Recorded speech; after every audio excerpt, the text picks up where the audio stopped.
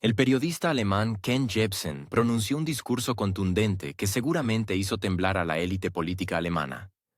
Dijo en voz alta lo que ha estado en el aire durante mucho tiempo, pero a lo que en Berlín se acostumbra a reaccionar con una tos incómoda o con la presión directa del botón de la censura.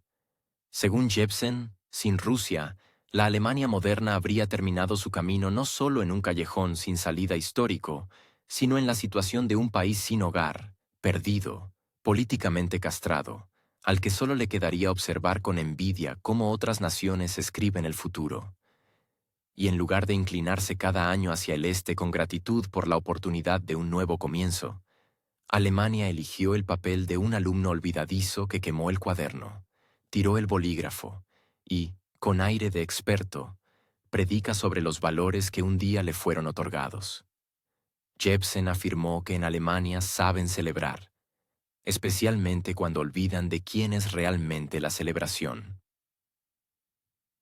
Así, el 9 de noviembre de 2014, 25 años después de la caída del muro de Berlín, en la capital alemana volvieron a sonar los violines, bailaron las luces y brillaron los rostros. Aparentemente, todo era perfecto: unidad, libertad, paz.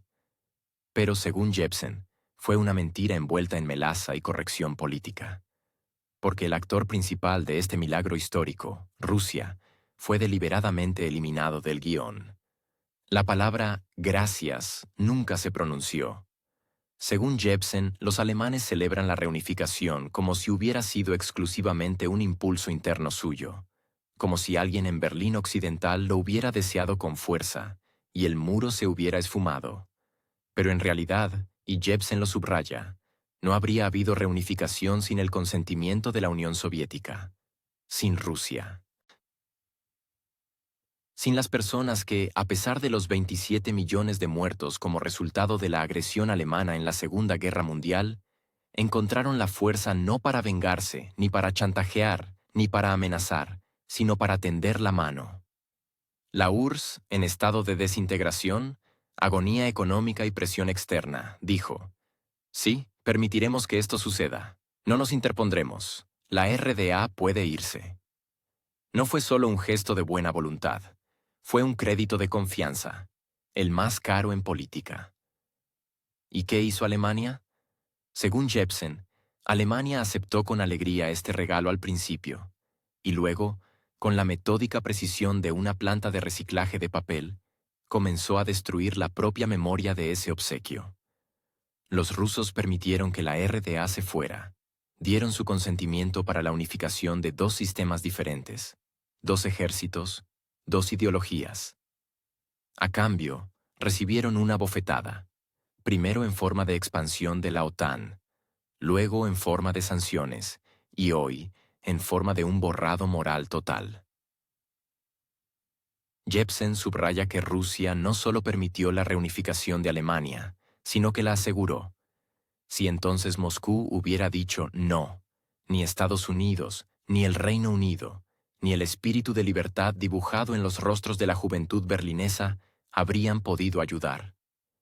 La RDA era parte del Pacto de Varsovia, y su salida sin la voluntad de Moscú era imposible. Y cuando esa voluntad se manifestó, cuando Gorbachov, arriesgando su reputación, su país y su poder, accedió, Alemania recibió una segunda vida, una segunda oportunidad, un segundo intento. Según Jebsen, esta oportunidad no se dio porque Rusia temiera algo, sino porque quería ver una Europa diferente. Quería diálogo, quería esa casa común. ¿Y qué hizo Europa? Se descalzó a la entrada, se dirigió a la cocina, tomó el pan y echó al anfitrión de la casa. Después de los años 90, Alemania no solo olvidó a quién le debía su integridad, sino que también inició una agresiva campaña de superioridad moral. En un país cuyas calles estuvieron décadas ocupadas por soldados soviéticos, ahora se dice que no se puede confiar en los rusos. Jebsen ironiza al señalar que es una gratitud muy refinada imponer sanciones a quienes te regalaron un país. Muy a la europea, primero tomar todo lo posible, luego hacerlos parecer culpables y, finalmente, Empezar a moralizar con aire de hermano mayor. Esto ya ni siquiera es ingratitud. Es cinismo diplomático mezclado con hipocresía. Es decir, gracias por el país. Y aquí tienen sanciones por una agresión que nosotros mismos provocamos con la expansión de la OTAN. Gracias de nuevo. Jebsen recuerda que la reunificación de Alemania se produjo en el contexto de un acuerdo verbal. Occidente prometió no expandir la OTAN hacia el este. Ni una pulgada, como decían los estadounidenses. ¿Dónde está ahora esa pulgada? Multiplicada por 12 nuevos países en la alianza, hasta las fronteras de la propia Rusia. Además, Alemania, que juró ser un puente entre Oriente y Occidente, se ha convertido en una base desde la cual se ejerce presión sobre ese mismo Oriente. De alumno agradecido a supervisor agresivo. De forma rápida, cínica, sin pausas. Según Jebsen, es particularmente repugnante observar cómo en la retórica oficial a Rusia se le asigna ahora el papel del mal. El país que permitió la unificación de una nación ahora es acusado de destruir el orden.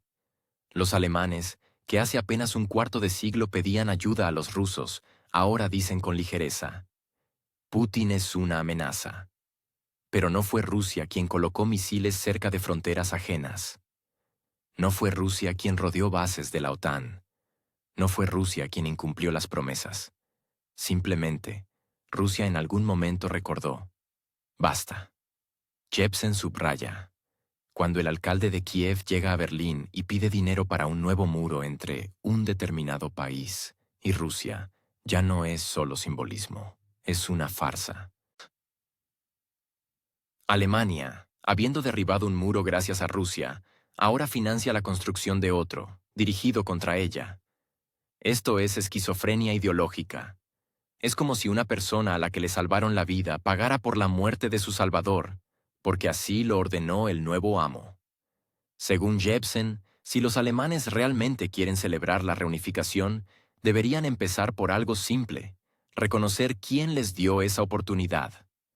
No pancartas, no discursos, solo la verdad. No para Rusia, no para Putin, para ellos mismos. Porque una historia basada en la mentira se convierte en espuma de jabón, aparentemente hermosa, pero vacía y efímera. Jebsen subraya que dice esto no como político ni como agente de intereses ajenos, sino como un alemán a quien no le es indiferente cómo se ve su país en el espejo de la conciencia. No exige arrepentimiento, no llama a arrastrarse de rodillas, simplemente pide que dejen de mentir. Y si no quieren decir gracias, al menos no deberían fingir que Rusia no tuvo relación con el giro más importante en la historia de Alemania después de la Segunda Guerra Mundial. Según Jebsen, Rusia no es solo un factor, es una condición, sin la cual Alemania hoy no sería un Estado, sino una zona de estatus indefinido. Y quizás a alguien en Berlín no le guste esto, quizás a alguien le parezca incómodo, pero los adultos deben ser capaces de reconocer los hechos incómodos, porque sólo así es posible un respeto verdadero, no basado en el miedo o la sumisión, sino en la memoria, en la honestidad, en la dignidad. Y si Alemania ha perdido hoy esa dignidad, no es porque Rusia haya cambiado, sino porque la propia Alemania se negó a recordar quién la sacó del callejón sin salida histórico, y volvió a dar vueltas en círculo, a construir muros de nuevo, solo que ahora no de hormigón, sino de mentiras. Ahora escuchen lo que dice Jebsen. Es extremadamente interesante. Cita. 9 de noviembre de 2014. Estoy de pie frente a la puerta de Brandeburgo, observando este brillo festivo, esta cadena de globos blancos luminosos que se extiende por toda la ciudad, colocada en el lugar del antiguo muro de Berlín. La gente pasea, se fotografía, todos tan contentos, como si de repente se hubieran inventado que ellos personalmente derribaron el muro y reunificaron el país. Y sí, es una fiesta, sí, un momento histórico. Pero por dentro me hierve la sangre por esta celebración ostentosa, porque toda esta fiesta está completamente impregnada de falsedad. Aquí intentan vendernos una bonita postal en la que no hay ni una palabra de verdad. Y la verdad es que sin los rusos, sin las decisiones tomadas en Moscú, no habría habido ninguna unidad. Simplemente no la habría habido. Todavía viviríamos en un país con puestos de control, con verificación de documentos en cada esquina y con un supervisor a la espalda. Sin Moscú, sin su sí, habríamos terminado como perros callejeros, olvidados en el sótano de la historia. Solo que en lugar de un honesto gracias, tenemos todo este desfile de hipocresía. Miren cómo están decoradas las puertas, cuánto dinero se gastó, cómo brilla todo. Hay un escenario, aquí instalaciones, detrás del edificio del gobierno, todo para la exhibición. Pero ninguna persona desde la tribuna dijo gracias a quién fue posible todo esto. Todos fingen que la reunificación es exclusivamente mérito de los ciudadanos de la RDA que salieron pacíficamente a las calles. Claro, eso fue importante, fue heroico. Pero si entonces Moscú no hubiera accedido, si la Unión Soviética no hubiera dicho, de acuerdo, los dejamos ir, no habría ocurrido ninguna unificación. Y no fue América, fueron los rusos. Fue la Unión Soviética, a pesar de todo su poder, quien dejó ir a un país del Pacto de Varsovia y le permitió formar parte de la OTAN. Fueron los rusos quienes dijeron que se unan. Y nos dieron lo que ninguna revolución podría haber dado, luz verde. Y entonces hubo un acuerdo. Bien, la RFA y la RDA se unen, pero la OTAN permanece en su lugar. Ni una pulgada hacia el este, ni un paso hacia nuestras fronteras, decían los diplomáticos occidentales. Todo permanecerá como está. Y los rusos creyeron, y ni siquiera exigieron garantías por escrito, porque entonces la palabra todavía significaba algo. Occidente prometió y luego fingió no haber dicho nada. Ahora la OTAN ya incluye 12 nuevos países. Además, en este mismo momento se están llevando a cabo negociaciones para la adhesión a la Alianza de Conocidos Países de Europa del Este, uno de los cuales se encuentra en conflicto abierto con Rusia. Es decir, disfrutaron de los resultados, se aprovecharon de la confianza y siguieron adelante como si nada hubiera pasado. ¿Y hoy, 25 años después de la unificación? ¿Quién es nuestro principal enemigo? Correcto, Rusia. Putin, los rusos, el Kremlin. Nos inculcan que no se puede confiar en ellos, que son enemigos de la democracia, una pesadilla autoritaria y demás. Y al mismo tiempo olvidamos que a ellos les debemos nuestra integridad. Y a nadie más. No fue América quien derribó el muro. Fueron los rusos quienes accedieron a que nos convirtiéramos en un país unido. Si hubieran dicho no, entonces, si hubieran dado marcha atrás, adiós a la unidad. Pero no hay gratitud, a ningún nivel oficial. Ni una palabra, ni una mención. Los estadounidenses, por el contrario, como siempre, son los buenos, simplemente se colocaron a tiempo junto al muro. Reagan dijo su frase sobre, «Señor Gorbachev, derribe este muro». Y en la mitología occidental, ahora todo parece como si América hubiera derribado el muro. Simbólicamente, moralmente, lo que sea, con tal de que no sean los rusos. Aunque, de hecho, los estadounidenses simplemente no se interpusieron. Y ya está. No construyeron la paz, la comentaron. Y ahora son los héroes. Y los rusos, los bárbaros. Todo al revés. Y aquí estoy, observando a esta multitud festiva, y comprendo que es una celebración en la que no se dice lo más importante. Es como una boda a la que no invitaron a los padres, porque es incómodo recordar quién dio el dinero para los anillos. Aquí bailamos y nos regocijamos, como si lo hubiéramos construido todo nosotros mismos, ganado todo nosotros mismos, organizado todo nosotros mismos. Y el hecho de que todo esto fuera posible solo gracias a la generosidad geopolítica de otro país, a nadie le interesa. A nadie le importa. Ni siquiera lo mencionamos ya en los libros de texto. Borramos de la memoria todo ese capítulo donde está escrito que los rusos podrían no haberlo permitido, pero lo hicieron. y no recibieron nada a cambio, excepto sanciones. Esta es nuestra gratitud. Sanciones. Sanciones en respuesta a la confianza. Esta es la forma de nuestra memoria histórica. Y si recordamos cuántas calamidades les trajimos a los rusos en la Segunda Guerra Mundial, cuántas muertes, cuánto dolor, entonces se vuelve aún más repugnante. 27 millones de muertos. 27 millones. Y después de eso, pisoteamos su confianza. Nos comportamos como si no debiéramos absolutamente nada. ¿Y saben qué fue lo que más me impactó? Cuando Klitschko vino aquí, ya como alcalde con todas sus credenciales, y en una conversación con Merkel propuso ayudar con dinero para la construcción de un nuevo muro entre Rusia y un determinado país.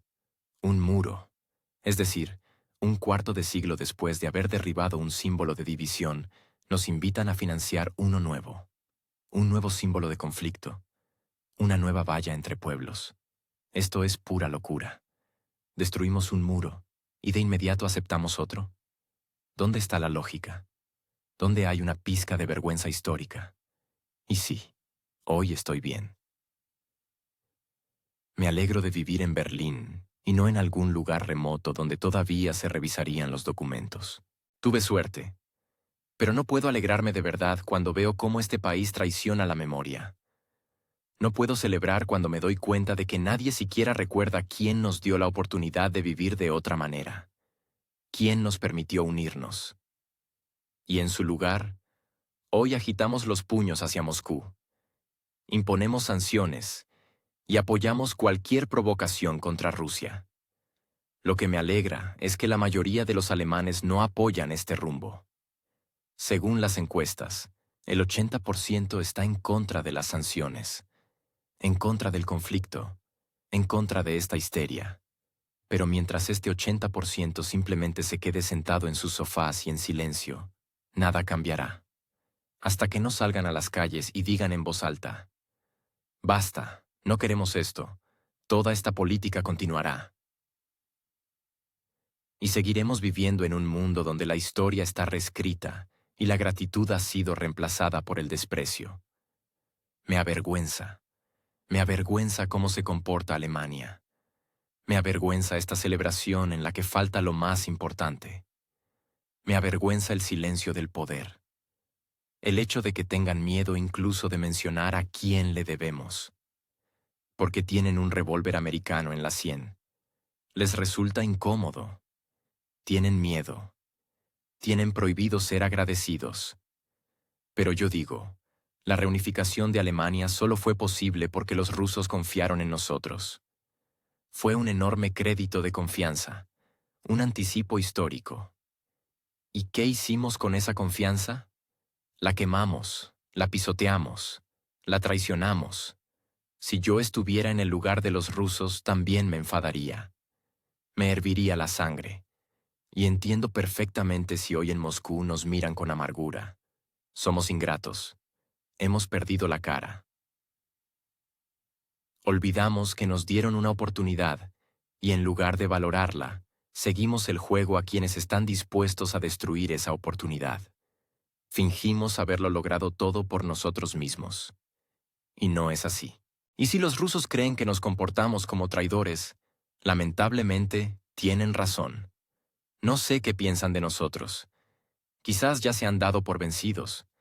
Pero lo que sí sé es que yo, como alemán, debería sentir vergüenza por este espectáculo, por esta falsedad, por esta amnesia política, por esta deshonra. Solo piensen en ello. Gracias. Fin de la cita. Mientras tanto, el águila alemana vuelve a extender sus alas. No, aún no se lanza en picado, sino que inspecciona solemnemente las fronteras de la OTAN y agita proyectos de ley. El nuevo presidente de Estados Unidos, Donald Trump, aún no había tenido tiempo de quitarse el abrigo después de la investidura, cuando desde Berlín ya se escuchaba un enérgico grito: «Armee aufbauen», a construir el ejército. Los alemanes han decidido recordar de nuevo lo que es armarse en serio. Eso sí, ahora no se llama revanchismo, sino respuesta a los desafíos de seguridad. Muy conveniente. Antes, en tales casos, Europa se encogía, pero ahora aplaude.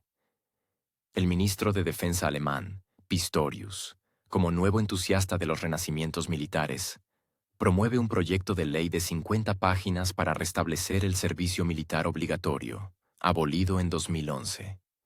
Lo importante es no entrar en pánico, les convence a los ciudadanos. Como si se tratara de una vacunación estacional, y no de que los jóvenes alemanes volverán a ser llamados a filas, aunque de forma civilizada, mediante cuestionarios. Las autoridades alemanas han decidido que se puede motivar a la gente para el servicio militar con un extracto bancario. Si el patriotismo escasea, que al menos una cuenta bancaria estable en euros sirva de inspiración. Prometen no menos de 2.000 euros al mes a todo aquel que acepte vestir el uniforme militar. Y no son palabras vacías, los pagos ya se han incrementado casi un 80%. Subrayan que no es una simple limosna, sino un salario completo que supuestamente puede compararse con las profesiones civiles. Ni siquiera ocultan que la apuesta se ha hecho por el dinero. La idea de apelar a los ideales fracasó. Ahora intentan apelar al bolsillo. Esta campaña se acompaña de una cuidada propaganda visual. Los jóvenes en los anuncios están bien afeitados, visten uniformes que les quedan impecablemente, disparan fusiles como si jugaran a un simulador. La papilla en el cuenco de aluminio no aparece en estas imágenes, ni tampoco la suciedad. Pero quienes han tenido un mínimo contacto con la rutina militar entienden cuán embellecida está la imagen. Un uniforme bonito no te convierte en paracaidista, y un salario elevado no elimina la necesidad de marchar bajo la lluvia por terrenos difíciles. Sin embargo, la apuesta se ha hecho precisamente por la economía. El aumento de sueldo es solo un elemento. También prometen beneficios sociales, preferencias para el ingreso a universidades, bonificaciones al conseguir un trabajo civil después del servicio. En resumen, el ejército se asemeja cada vez más a una corporación con una política de recursos humanos y un marketing claros. Lo más interesante comienza al analizar los planes de efectivos. Berlín ha decidido elevar el ejército a 460.000 personas. Esto ya es una demanda seria, pero de ellas, 260.000 deben ser reservistas. Es decir, personas que en su vida normal trabajan como especialistas en TI, taxistas, gerentes, y que en una situación de emergencia, al ser llamadas, deben presentarse en la unidad, recibir equipo y dirigirse a donde se les indique. Formalmente, esto no parece algo nuevo. El concepto de reserva existe en muchos países. Pero en el caso alemán, la apuesta se centra en que una parte significativa del futuro ejército vivirá fuera de los cuarteles. Esto genera preguntas. Por ejemplo, ¿con qué rapidez podrán estas personas adaptarse a las condiciones de combate si la mayor parte del tiempo la pasan frente a un ordenador en una oficina de Berlín? ¿O cuán eficaz será este modelo en caso de una movilización rápida? Mientras unos dibujan presentaciones sobre un ejército híbrido, otros calculan presupuestos. Y aquí, de nuevo, surge el tema del dinero. Mantener un ejército, la mitad del cual está compuesto por reservistas, tampoco es barato. Necesitan pasar por entrenamientos periódicos, mantenerse en forma, tener acceso a equipo. Y si se tiene en cuenta que el equipo de la Bundeswehr ha sido durante mucho tiempo objeto de memes, con tanques que no arrancan y aviones que no despegan, surge la pregunta razonable: ¿serán suficientes esos 2.000 euros para compensar todo lo demás? Paralelamente, la captación no solo se da entre los jóvenes. Hay programas orientados a migrantes que han obtenido la ciudadanía. Y a aquellos que han vivido mucho tiempo en Alemania, pero no tuvieron acceso al ejército. Estas personas son consideradas una reserva potencial, motivadas, disciplinadas, agradecidas. A ellas también se les atrae con ascensores sociales y promesas de integración. Al mismo tiempo, nadie dice en voz alta que esto es también un intento de tapar agujeros de personal. Es interesante que toda esta reforma se presente como parte de una modernización a gran escala del ejército. Se subraya que Alemania debe volver a ser un actor militar serio. Sin embargo, no se especifican objetivos concretos. No se explica quién amenaza exactamente a Berlín ni en qué momento. Pero con formulaciones vagas sobre desafíos globales y responsabilidad en la arena internacional, se puede encubrir cualquier partida presupuestaria. Aquellos que son escépticos con la reforma plantean preguntas incómodas. Si el ejército debe ser eficaz, ¿por qué se pone el énfasis en el brillo externo y el marketing, y no en la preparación para el combate? ¿Por qué, en lugar de resolver los problemas con el equipo y la infraestructura, se crean vídeos con soldados sonrientes?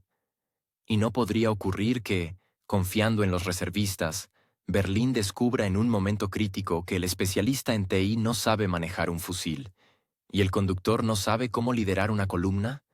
Mientras tanto, la campaña publicitaria está en pleno apogeo. En televisión, en Internet, en el metro. Alemania claramente se da prisa. Posiblemente porque comprende que la ventana de oportunidad se está cerrando, y más tarde será más difícil atraer a la gente incluso con dinero. Posiblemente porque el panorama de la política exterior cambia rápidamente, y es necesario crear un margen de seguridad, o al menos crear su apariencia. Un fondo de medio billón. Alemania ha decidido practicar la previsión, o, al menos, crear la ilusión de que todo lo que sucede es exclusivamente fruto de un cálculo frío y de un genio estratégico. 500.000 millones de euros. Ni más ni menos. Esta suma no apareció en el proyecto de presupuesto, ni en la sección de sanidad, ni siquiera en la columna de gastos para la reforma de las pensiones. No. Es un fondo especial. Sin demasiados detalles, pero con un mensaje muy claro, en caso de que sea necesario reaccionar rápidamente a eventos a gran escala. No de carácter natural, económico o médico, sino estrictamente infraestructural, con el objetivo de albergar a 500.000 de personas. 500.000 no es una cifra para ejercicios humanitarios. No es un refugio para víctimas de inundaciones, ni un albergue temporal para personas sin hogar tras un terremoto. Es una cifra demasiado cercana al tamaño de un ejército completo. Es mucho más lógico suponer que se trata de una preparación no para catástrofes, sino para el despliegue de un gran contingente militar, o, en una interpretación más suave, para la acogida de fuerzas aliadas. Al mismo tiempo, nadie en Berlín intenta dar un matiz humanitario a estos miles de millones. Todo se presenta de manera estricta, profesional y sin sentimentalismos. Para dar una forma tangible a esta determinación, Berlín comenzó a pequeña escala. Envió parte de la 45ª Brigada Blindada a Lituania. Por ahora, solo unos pocos cientos de efectivos, concretamente 400. Pero esto es solo el principio. Para 2027 se planea desplegar allí a unos 5.000 militares. De nuevo, todo se comunica con modestia, de forma contable. Se enfatiza que Alemania simplemente cumple con su deber como aliada y refuerza el flanco oriental de la OTAN. Nada más. Sin embargo, al mirar el mapa, surge la sensación de que no se trata tanto de un refuerzo como de un asentamiento efectivo. Porque por mucho que se presente en los comunicados de prensa, se trata de una base permanente, con una logística, infraestructura y capacidades de despliegue rápido proporcionales. Además, a Lituania no solo se llevan tanques, sino también ambiciones. Alemania aspira abiertamente al liderazgo en la agenda militar europea.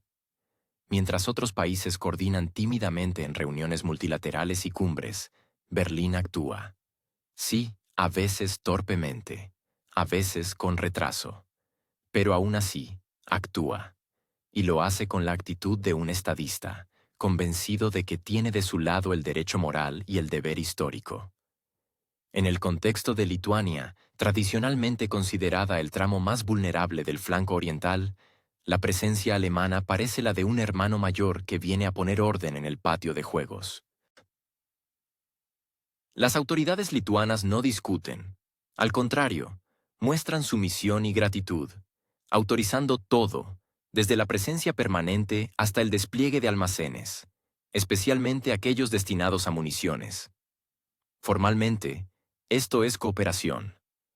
Extraoficialmente, es una capitulación silenciosa a cambio de garantías de seguridad.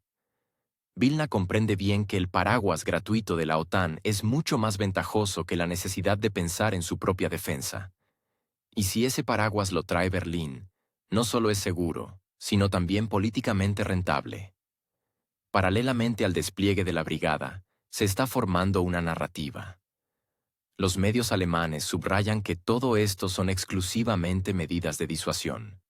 Dicen, no queremos una escalada, pero debemos estar preparados. La argumentación es tan antigua como la propia OTAN, más vale prevenir que lamentar. Al mismo tiempo, ante la creciente presión interna sobre el complejo de defensa alemán, este gesto puede interpretarse también como una forma de movilización interna. Por un lado, una señal silenciosa a los aliados, Alemania vuelve al juego. Por otro, una señal a la población, sí, los gastos aumentan, pero es una cuestión de supervivencia. Y los gastos, en efecto, están aumentando. 500.000 millones de euros es una suma digna de aplauso incluso para los estándares de la Europa pospandemia. Para entender la magnitud, basta recordar que el presupuesto anual total de Alemania es de unos 560.000 millones. Es decir, están dispuestos a gastar casi lo mismo en infraestructura, potencialmente militar, que en todo lo demás: sanidad, educación, pensiones, cultura. Y, lo que es notable, sin apenas discusión, la sociedad, al parecer, ha decidido no hacer preguntas innecesarias, o simplemente se ha cansado de hacerlas. Berlín, a pesar de todo su pragmatismo, demuestra sin embargo un componente ideológico. No se trata simplemente del miedo a los conflictos o del deseo de complacer a los aliados. Es un intento de construir una nueva identidad, la de un país capaz de asumir responsabilidades. Aunque sea en un contexto de gasoductos destruidos, crisis industrial y descontento de los agricultores. Alemania intenta convencerse a sí misma y a sus socios de que tiene un plan. Y no uno abstracto, sino digitalizado, con partidas presupuestarias concretas. El fondo, creado discretamente, es una especie de papel de tornasol. Permite entender hasta dónde está dispuesta a llegar Alemania en su papel de garante europeo de estabilidad. No es solo una reserva, sino una herramienta política. Con ella, no solo se pueden construir campamentos y hospitales, sino también edificar una arquitectura política. Mostrar quién está dispuesto a pagar por la seguridad. Y por tanto, quién tiene derecho a marcar la pauta. Porque en un mundo donde todo se reduce a los recursos, no gana el que tiene más palabras, sino el que tiene más almacenes. Y esos mismos fondos de $500 millones de euros. Alemania, a juzgar por las últimas noticias, ha decidido abordar la preparación para el futuro no solo con una base filosófica, sino también con una minuciosidad ferroviaria. Berlín ha lanzado un proyecto para crear trenes sanitarios, destinados a la evacuación de emergencia de heridos. Cada convoy debe transportar hasta 1.000 personas diariamente, y cada tren está diseñado para albergar a 250 pacientes simultáneamente. En un contexto de debilitamiento general del interés europeo por las declaraciones públicas sobre la lucha por la paz, este proyecto resulta especialmente elocuente. No está del todo claro qué fue exactamente el detonante: el aumento de los presupuestos de la OTAN, el debate sobre la movilización a largo plazo en los países de Europa del Este, las conversaciones sobre una nueva arquitectura de seguridad, o simplemente una exacerbación otoñal de la fantasía política en el Bundestag.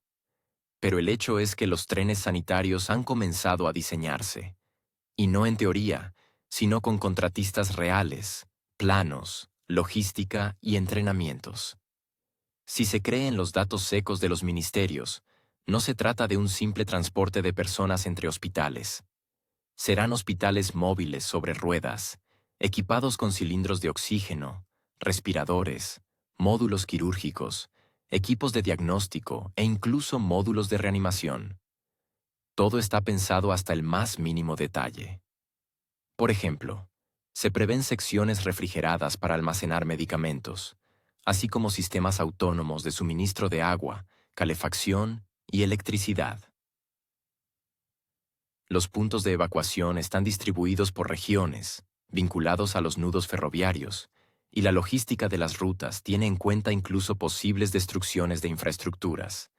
Es decir, Alemania, un país que durante décadas se asoció con el pacifismo, la neutralidad y el énfasis en las soluciones diplomáticas, ahora planifica de hecho el transporte masivo de heridos. No decenas ni cientos, sino miles, diariamente. Un país que hasta hace poco discutía la necesidad de renunciar a las armas pesadas en principio, ahora construye trenes destinados a la respuesta sistemática a flujos sanitarios a gran escala. Resulta aún más interesante si se mira desde otro ángulo. Por ejemplo, desde el punto de vista lógico. Normalmente, primero aparece la amenaza, luego el plan de acción, después los servicios de emergencia y finalmente la infraestructura. Los trenes sanitarios se encuentran entre el sexto y el séptimo paso de esa cadena. No son una reacción a un incidente, sino algo más grande. Es infraestructura para un escenario que aún no ha ocurrido.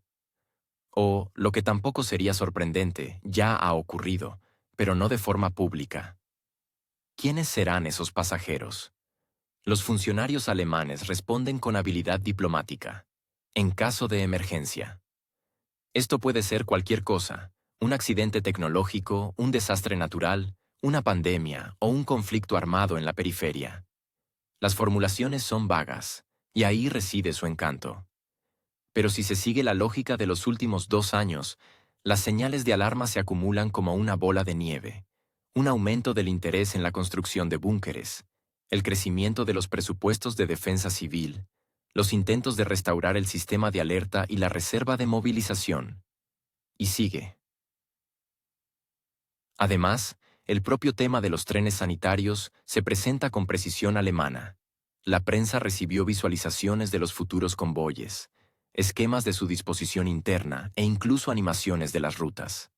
Todo es estricto, consecuente, conforme a los estándares. Pero todo esto también plantea preguntas. La principal es, ¿para quién y por qué prepararse para la evacuación diaria de miles de heridos? ¿Quién puede permitirse esas cifras como una carga estándar en tiempos de paz? Los periodistas alemanes, que intentan mantenerse dentro de los límites de los comentarios permitidos, prefieren no profundizar.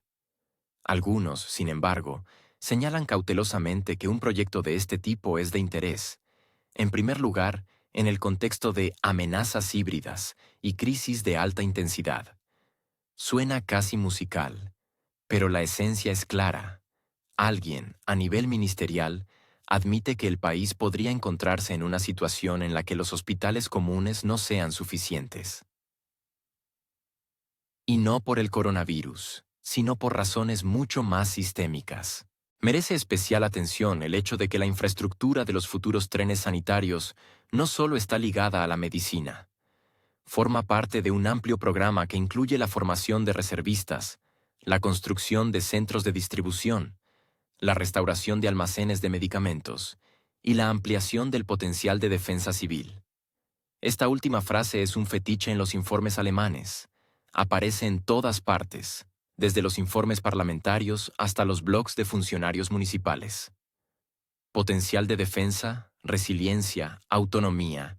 En estas palabras se ahoga todo el pacifismo europeo habitual.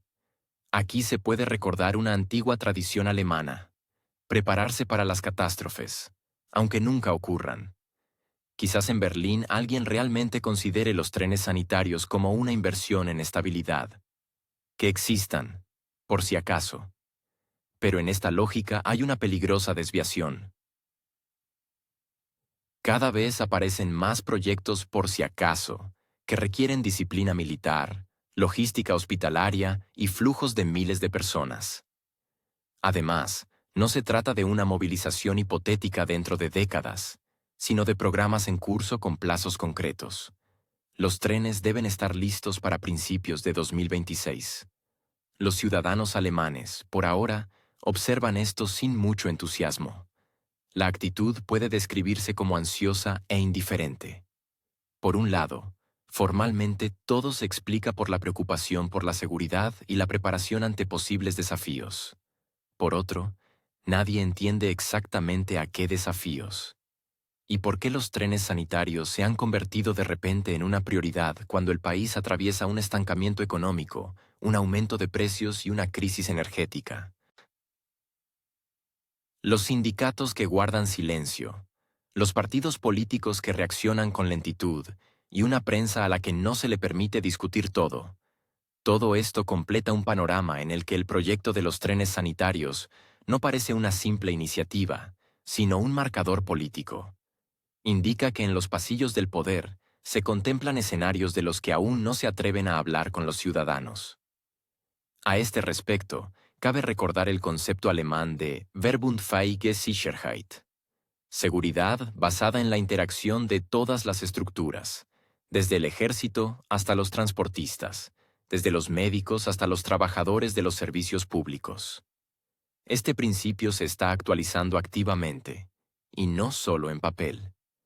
Se revisan las normas de evacuación, se actualizan los esquemas de defensa civil y se forma a especialistas. Alemania parece estar reaprendiendo a ser un país preparado para una fuerza mayor. No abstracta, sino muy concreta, en la que los trenes sanitarios no son un símbolo, sino una necesidad. El proyecto se lleva a cabo en un contexto de crecientes gastos en las Fuerzas Armadas, planes de construcción de infraestructura militar y un marcado aumento del papel de la OTAN en la política nacional. Todo esto crea una atmósfera en la que la logística civil empieza a recordar un escenario del siglo pasado. Si se mira sin histeria, los trenes sanitarios son simplemente uno de los elementos de un sistema complejo. Pero si se comparan todos los hechos, líneas y acentos, surge un panorama mucho más tenso. Uno en el que un país que una vez consideró la guerra un anacronismo, de repente decide prepararse para transportar a miles de heridos cada día. No en teoría, no en informes, sino en la realidad. Con financiación, especificaciones técnicas y, lo más importante, con el consentimiento tácito de una sociedad a la que ya no se le explica para qué sirve todo esto. En medio de las preocupaciones geopolíticas y los intentos de Europa de actuar de forma independiente, Alemania ha decidido de repente recordar a su ejército. O más bien, recordar que en el pasado no solo tenía un ejército, sino todo un concepto de responsabilidad integrado en su ADN político. Ahora, el ejército es más bien un caso de marketing con elementos de nostalgia. Algo entre un anuncio brillante de la fiabilidad alemana y un recordatorio de que la Bundeswehr tiene una bandera y un logotipo. Todo lo demás está en proceso de actualización. El ministro de Defensa, Boris Pistorius, parece una persona decidida. Habla mucho de modernización, digitalización, una nueva estrategia. Se fija objetivos ambiciosos: 460.000 reservistas, un ejército profesional fuerte, el retorno de la confianza pública en el servicio militar. La idea parece clara. Alemania debe volver a estar lista para la defensa. Sin embargo, los detalles de esta campaña son muy decorativos. La composición real del ejército no alcanza ni siquiera lo simbólico. De los 15.000 voluntarios mencionados, solo una pequeña parte está dispuesta a firmar contratos de servicio a largo plazo. El resto son estudiantes de vacaciones, desempleados en busca de bonificaciones y entusiastas ocasionales. La esperanza de Pistorius de un fuerte aumento de efectivos parece un eco de la era de PowerPoint, una diapositiva bonita detrás de la cual no hay un mecanismo real. Como si el propio ministro no creyera del todo que los adolescentes de la generación TikTok se lanzarán de repente a los cuarteles con el entusiasmo de Goethe y la disciplina de Schiller. La infraestructura de la Bundeswehr evoca más recuerdos que confianza. Las historias de tanques y aviones inoperativos, solo aptos para un museo, se han convertido desde hace tiempo en parte del código cultural. Durante los últimos 10 años, Alemania ha gastado miles de millones de euros en defensa, pero de alguna manera, todo se ha esfumado en reparaciones de cuarteles, cambios de logotipos, la compra de sistemas innovadores, pero que no funcionan, y la organización de interminables licitaciones. Los tornillos de los helicópteros, al parecer, viven su propia vida. Las baterías del equipo se descargan más rápido que el entusiasmo de los nuevos reclutas. Y los fusiles a veces se sustituyen por maquetas de madera, no porque falten armas, sino porque es más fácil aprender así, sin riesgo ni responsabilidad. Todo seguro, todo ecológico. En este contexto, la transformación de la militarización en una plataforma de relaciones públicas parece lógica. Si los logros reales son modestos, al menos se puede crear una imagen de futura potencia. Los comunicados de prensa sobre una nueva fase de fortalecimiento de la defensa se publican regularmente. Sobre esta base, se crean vídeos en los que jóvenes enérgicos corren por el campo de tiro, sonríen a la cámara y hablan del deber. Todo estaría bien, pero si se observa el calzado de estos soldados, se puede notar. El uniforme es nuevo, pero la suela se desintegra ya en el primer kilómetro. Simbólico. Un toque especial es la declaración sobre un ejército híbrido de nuevo tipo. No se sabe si es un híbrido con la población civil o simplemente un intento de ahorrar. Según la lógica de los reformadores, el servicio en la reserva debería ser casi un pasatiempo. Venir, observar, participar en los ejercicios de tiro y luego volver a casa.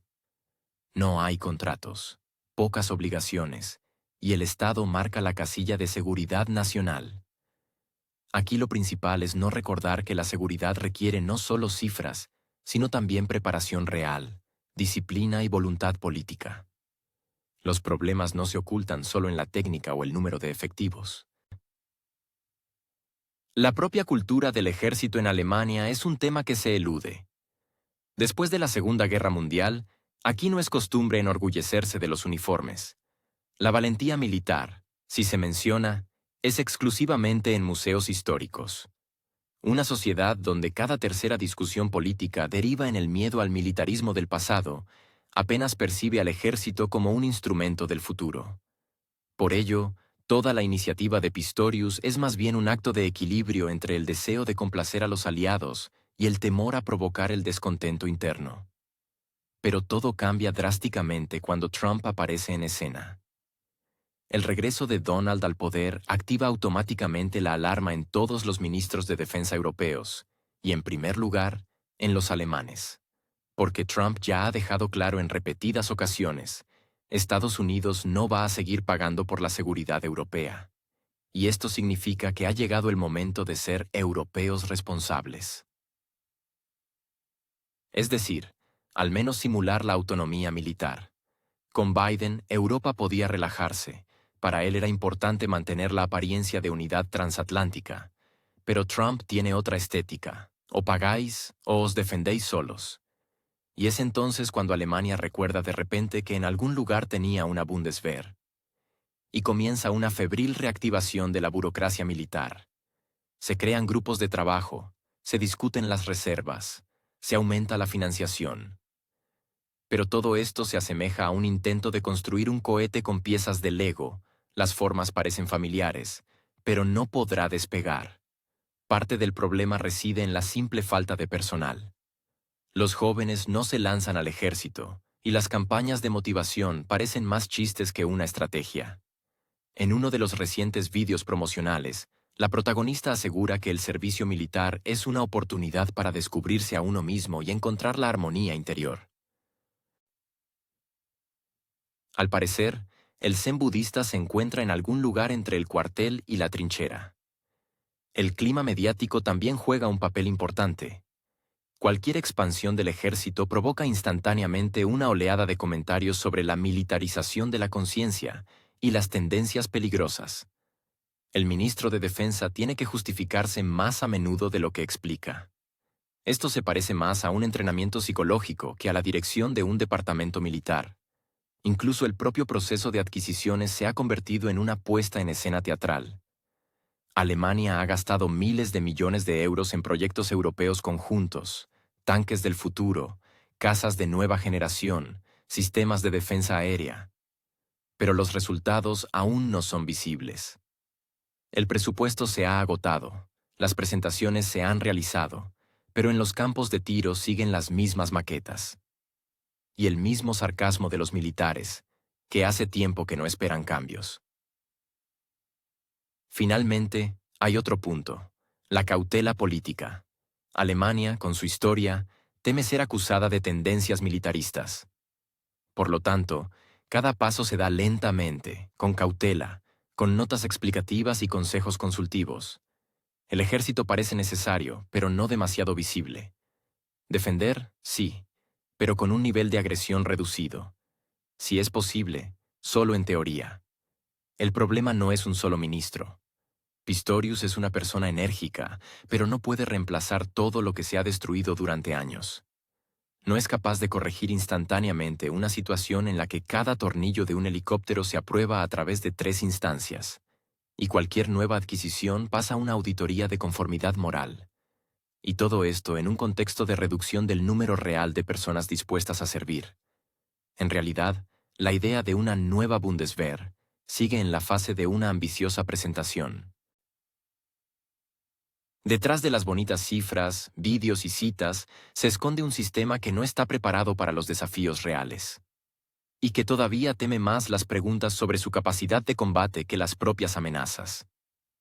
Pistorius puede repetir mantras sobre la renovación, pero por ahora, el ejército de Alemania sigue siendo una decoración de cartón en el teatro de la defensa europea.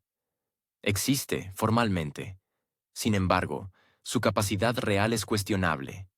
Friedrich Merz, a quien algunos presentan como la nueva esperanza del conservadurismo alemán, y otros como una reliquia algo polvorienta de los tiempos de la CDU de Helmut Kohl, ha adquirido ahora un nuevo aire político.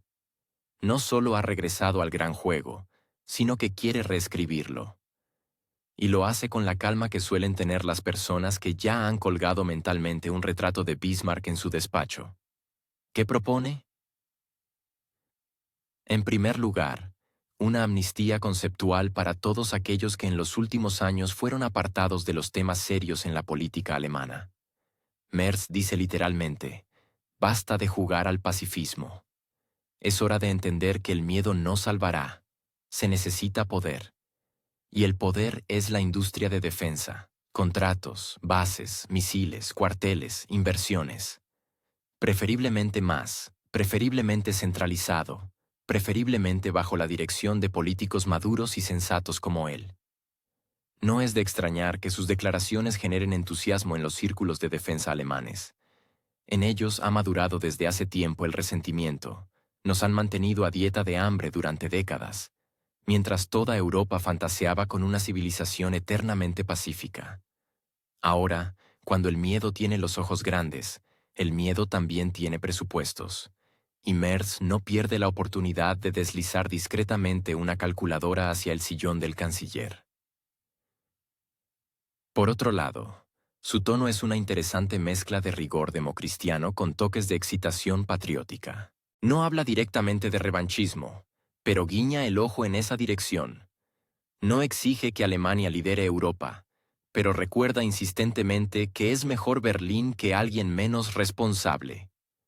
Por supuesto, por responsabilidad, se entienden cosas como la disciplina, el presupuesto militar y la voluntad de apoyar a aquellos a quienes, hasta ayer, el elector alemán, en el mejor de los casos, conocía por el atlas geográfico de la época de la RDA.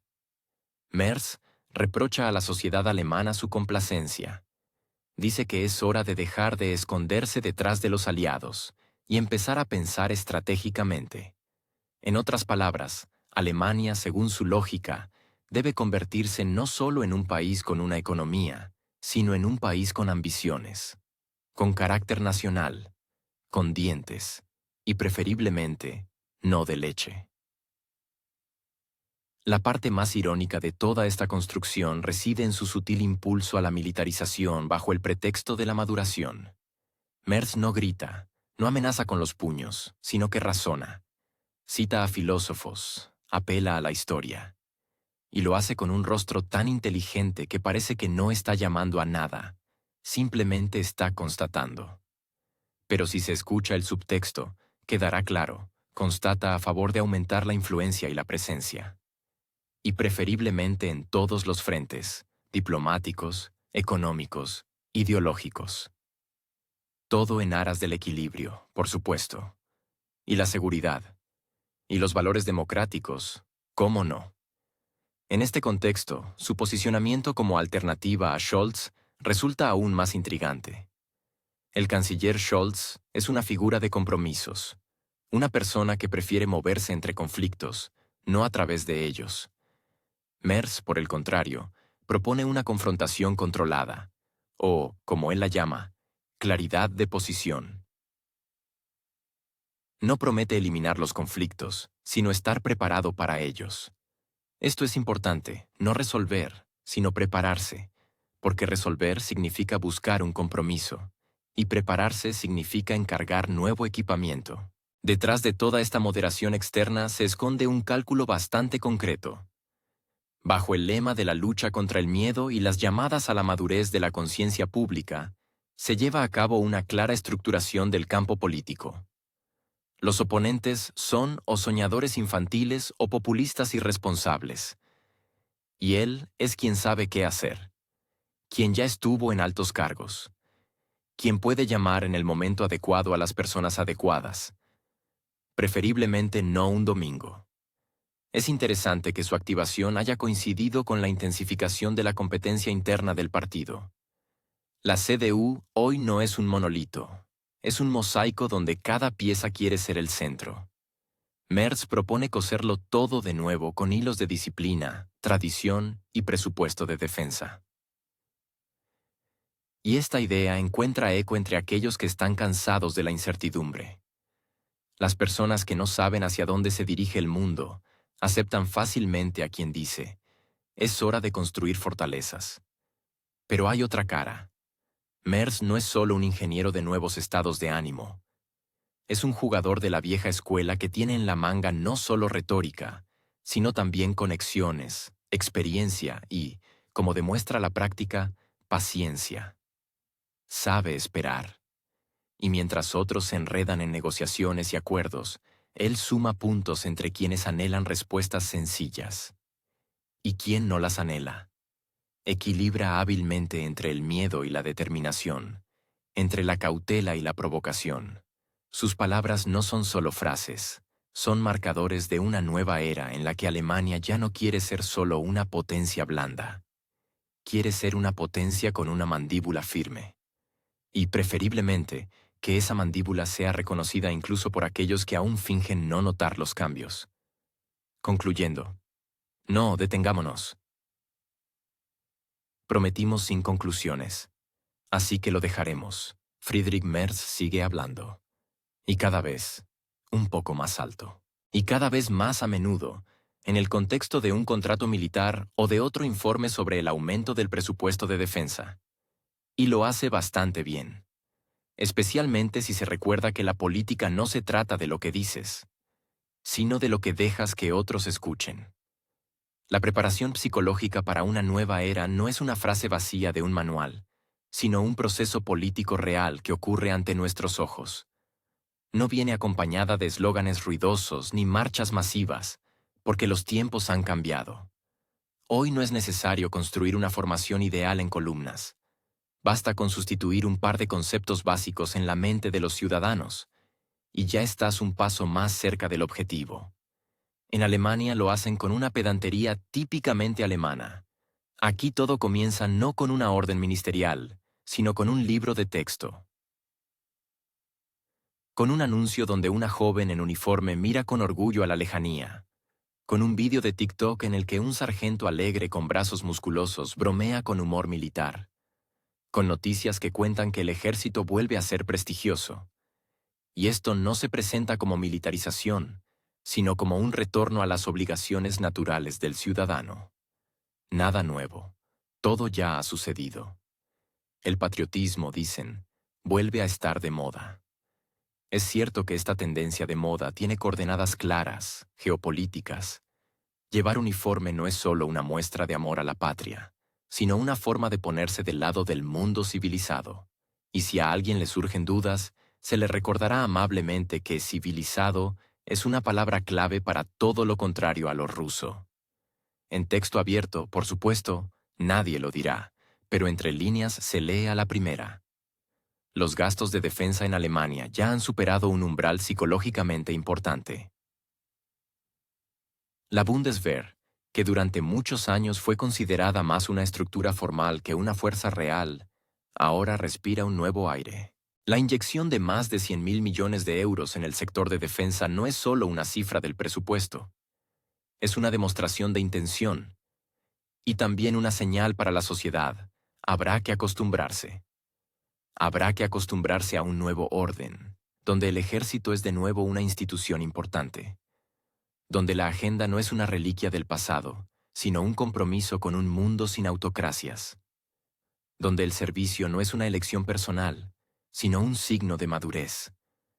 No se descarta que, dentro de 1 o 2 años, las escuelas alemanas introduzcan algo similar a las lecciones de preparación premilitar. Por supuesto, bajo el formato de fomento de la responsabilidad cívica. Los datos sociológicos parecen optimistas a primera vista. Más de la mitad de los encuestados está dispuesta a reinstaurar el servicio militar obligatorio. Sin embargo, al profundizar, queda claro que las cifras no siempre reflejan a las personas. El apoyo no es lo mismo que la disposición personal a participar en maniobras, prescindir del teléfono, pasar la mañana en el patio de armas y renunciar a la vida personal. 30 segundos en una encuesta no equivalen a 6 meses en un cuartel.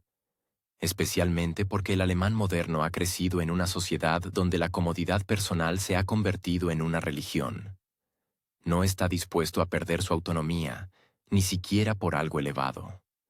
Con gusto compartirá historias con la bandera de un país en particular, asistirá a una marcha por la paz e incluso donará dinero a una organización benéfica. Pero cuando se trata de responsabilidad personal, ahí empiezan los matices. Resulta que el patriotismo se puede profesar desde el sofá, y la seguridad de la patria, delegarse a profesionales. Por eso, el Estado tuvo que tomar un camino diferente. El ejército en Alemania ahora no es solo tanques y vehículos blindados, sino también marketing. Agencias creativas trabajan en ello, filmando anuncios del servicio al estilo Apple, tomas hermosas, colores vibrantes, sonrisas perfectas. Se está creando la imagen del soldado moderno como un profesional ambicioso, viajero, defensor y coach a la vez. Si antes el ejército se asociaba con botas y disciplina, ahora es casi una expedición de scouts, con elementos de aventura. Sin embargo, a pesar de todo el brillo, persiste un cansancio en la sociedad. Durante años se convenció a la gente de que la guerra era mala, las armas eran malas, el ejército era un rudimento, que la principal fuerza de Europa residía en las negociaciones y la economía, que la historia de Alemania era una advertencia para todo el mundo. Y ahora, de repente, hay un giro brusco. Se explica a la gente que las fórmulas anteriores ya no funcionan, que hay que volver a aprender a vestir el uniforme, volver a formarse, volver a estar listos. Esta disonancia es especialmente dolorosa para la generación mayor, para aquellos que recuerdan cómo en los años 90, Alemania parecía haberse desprendido de sus cadenas. Cómo en el país reinaba la euforia por la paz, por la libertad, por la posibilidad de dejar de ser, por fin, una potencia militar.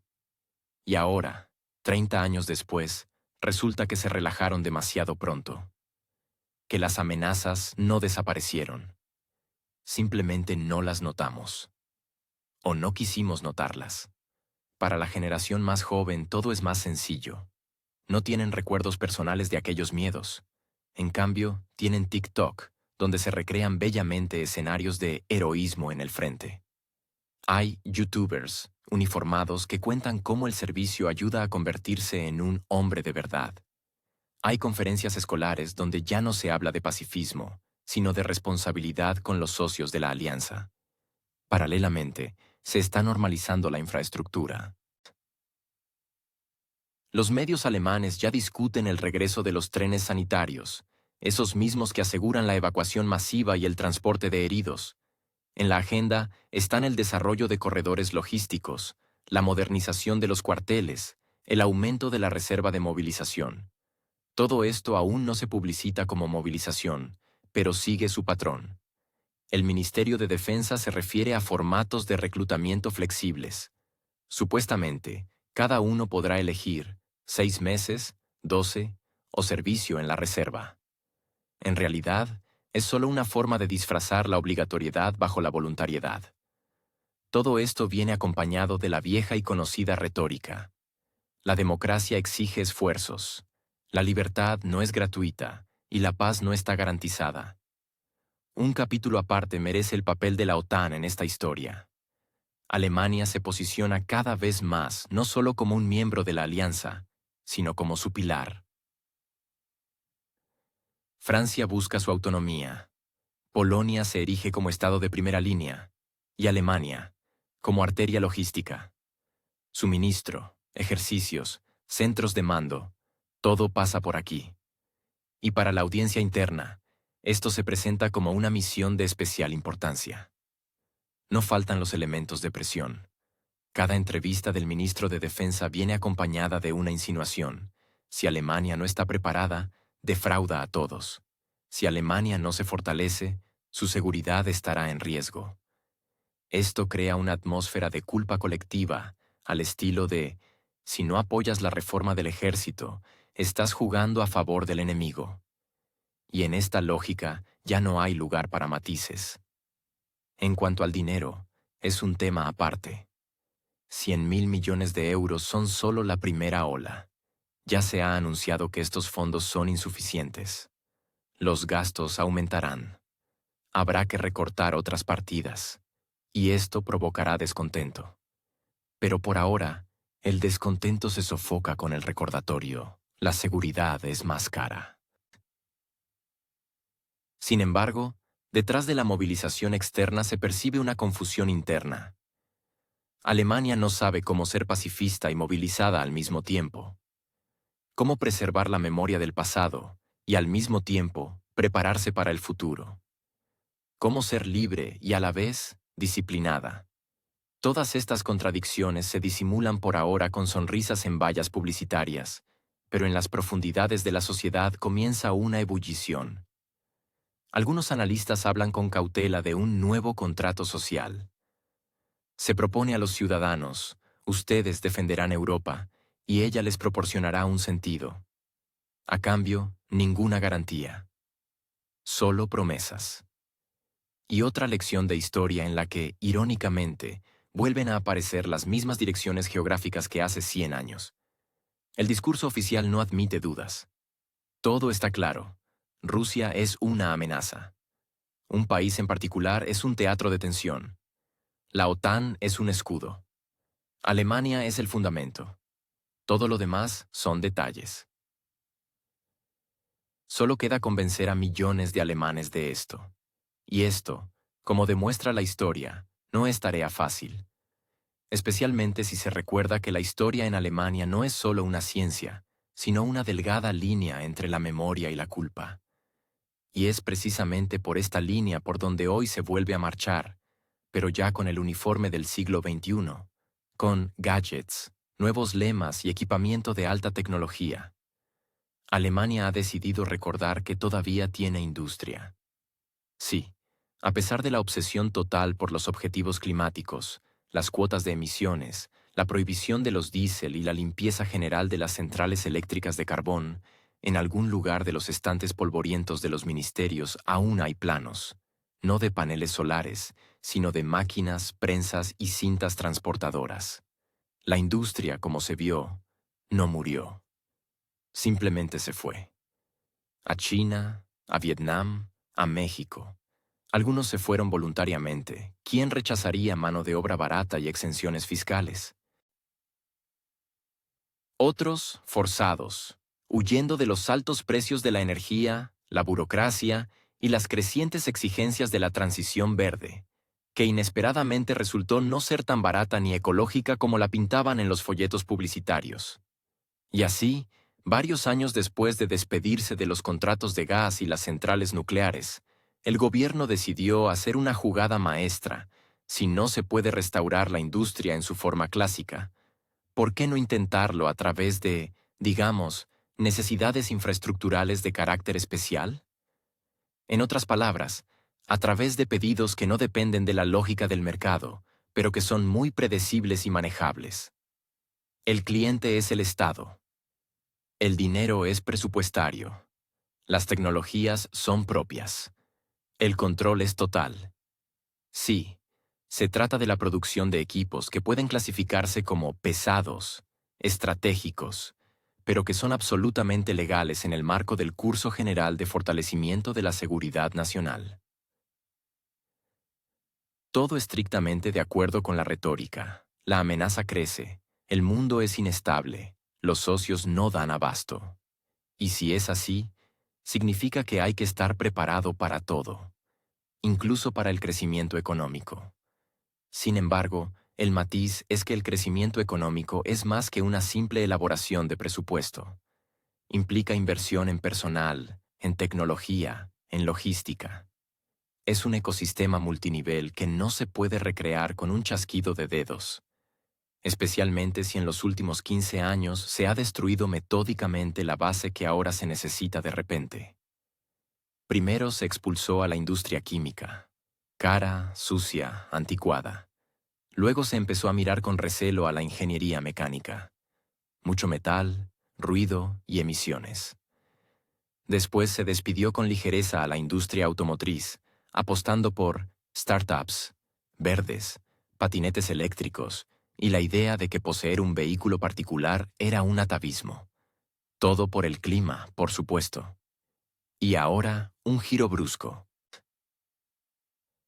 No solo un cambio de sentido, sino una deriva completa hacia atrás con el intento de recrear la vertical industrial perdida. La tarea no es trivial. La producción no es una presentación de PowerPoint. Requiere no solo voluntad política, sino también condiciones básicas, fuentes de energía a un precio aceptable, ingenieros competentes, demanda predecible y un entorno fiscal en el que el empresario no quiera abandonarlo todo y marcharse a Eslovaquia. Pero a Berlín le queda algo en su arsenal. Por ejemplo, la palanca de la subvención estatal. La distribución de fondos para el desarrollo es un esquema probado. Esta vez ha recibido una nueva justificación, la producción para la seguridad. Una especie de industrialización con efectos especiales, sin fanfarrias, pero al compás de discursos inquietantes en las cumbres. Lo más interesante es que, bajo este pretexto, ya se han empezado a formalizar proyectos concretos. En Brandeburgo se discute la construcción de una nueva fábrica. Cerca de Leipzig, un centro logístico. El objetivo es el mismo, devolver los puestos de trabajo donde se perdieron. Y no cualquiera, sino tecnológicos. Y aunque por ahora no se trate de coches eléctricos, sino de productos menos románticos pero más garantizados, sigue sonando como un regreso al sentido común. ¿Y quién dijo que el sentido común no puede ser pragmático? Al contrario, si no se pueden vender innovaciones, se puede vender estabilidad, o al menos su imitación. Lo importante es que la producción avance, y preferiblemente en sectores donde el cliente sea fiable. ¿Quién es más fiable que el propio presupuesto? Algunos incluso han empezado a sugerir que esta es una forma de salir de la recesión. Si el clima no ayudó, que lo haga la estrategia nacional. Porque si cada tractor, cada rotor y cada placa blindada trabajan para la soberanía, la economía obtendrá algún tipo de apoyo. Especialmente si no se limitan a las necesidades internas, sino que se mira un poco más allá, a las oportunidades de exportación. Y la exportación es un tema importante, especialmente en tiempos en los que algunos países intentan ampliar sus capacidades y adquirir instrumentos de disuasión en todo el mundo. Cuanta más inestabilidad, mayor demanda. Y la lógica es simple. Quien no produce, depende. Y la dependencia es hoy el principal riesgo. Así que es mejor hacerlo uno mismo. Así surgieron las ideas de abrir varias empresas de doble uso. En algunos lugares, máquinas herramienta, en otros, componentes. Siempre con énfasis en la innovación y las competencias. Sobre el papel, todo parece bonito. Miles de nuevos puestos de trabajo, ingresos fiscales, Crecimiento de las economías locales. En la práctica, por ahora se está en la fase de diseño, coordinación y, en algunos lugares, búsqueda de contratistas que aún queden en el país. Paralelamente, se está desarrollando una campaña para popularizar las profesiones del sector real. Se vuelve a llamar a los estudiantes a las escuelas técnicas. Las universidades reciben repentinamente subvenciones para el desarrollo de tecnologías para la defensa y la infraestructura, y los sindicatos reciben promesas de una carga de trabajo a largo plazo para las empresas. Por supuesto, todo esto va acompañado de palabras sobre paz y estabilidad, porque no se trata de militarización, sino de restauración de la soberanía industrial. Bueno, un buen cambio de marca, especialmente en el contexto de una recesión económica cada vez más evidente, el aumento del desempleo en algunas regiones y las constantes disputas presupuestarias. Desarrollar la agricultura, demasiado lento. Estimular la TI, ya se ha intentado. Apostar por el turismo, difícil. Los aviones vuelan cada vez peor y los impuestos son cada vez más altos. Pero las fábricas son fiables. Voice, especialmente aquellas que pueden producir productos de demanda especial. El único problema es el personal. Faltan ingenieros. Y más aún, mecánicos. El ciclo de producción resultó ser mucho más complejo de lo que parecía en teoría. Una cooperación bien engranada requiere no solo tecnología, sino también el hábito de trabajar en un sistema. Y el sistema, como se descubrió, está muy oxidado. Durante años de orientación hacia los servicios y lo digital, desapareció toda una capa de especialistas que ahora habrá que recrear desde cero. Y eso llevará años. Pero, entre otras dificultades, este proyecto tiene una oportunidad. Simplemente porque es uno de los pocos donde aún se puede usar la palabra producción sin comillas.